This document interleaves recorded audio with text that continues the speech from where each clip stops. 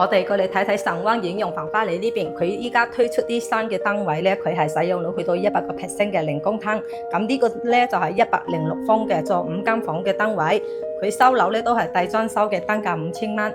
嗱，呢度就係第一間房啦，佢收樓就係一間房喺度嘅。而家咧係 book 開咗，即係令成個廳咧闊落好多。佢係106方做南北對流㗎，前後2個露台。話呢個廳幾正啊！佢入邊就做4間房。佢呢個係用板間，都係將4間房做成3間。呢個咧係公共洗手間嚟嘅，但係裝修緊呢啲全部係整好俾到你㗎。佢有5開間朝南啊，好誇張啦！呢度都係一間房嚟嘅，呢個係前卧 ，OK 啊。雖然話佢可以做5間房，但係呢啲房間都唔細啊。佢呢度2間房咧就打造成一個嘅，嗱呢個房間咧改造成一個衣帽間喺度嘅。